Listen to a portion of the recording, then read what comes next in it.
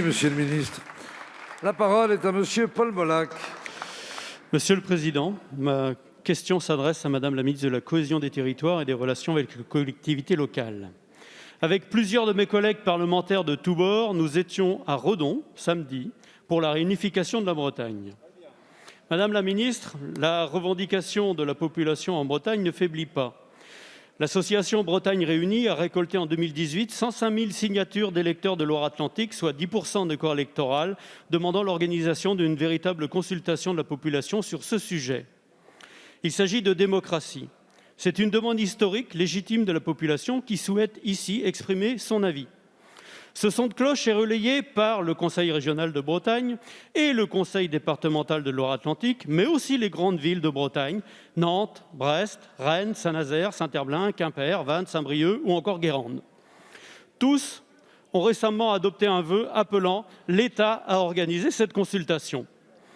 L'association La Bretonne a commandé un sondage publié le 20 mai dernier. Les résultats sont clairs.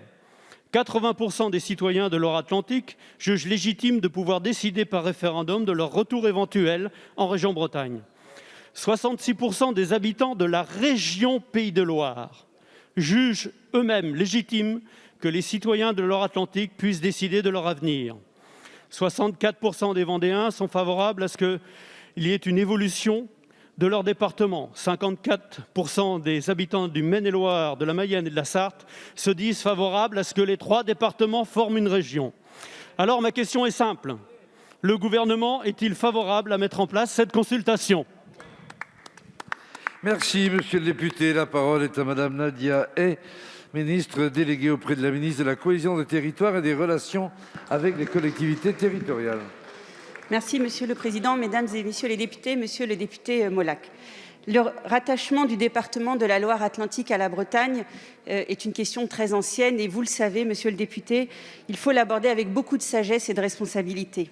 Que ce soit en Bretagne ou ailleurs, la modification de la carte des départements et des régions est un exercice très encadré et à raison puisqu'il peut porter atteinte à des équilibres territoriaux. Comme vous le savez, les limites territoriales des régions ne peuvent être modifiées que par la loi.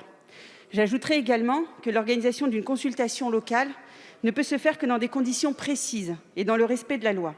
Une collectivité territoriale ne peut pas organiser un référendum sur un sujet pour lequel elle n'a pas de compétences. Par ailleurs, en l'état actuel du droit, et comme le prévoit la Constitution, sans mesure législative nouvelle, l'État ne peut pas non plus être en mesure d'organiser une consultation sur une partie du territoire national. Vous le savez, notre gouvernement est profondément attaché à la décentralisation et croit à la responsabilité des élus locaux qui œuvrent au quotidien pour développer leur territoire.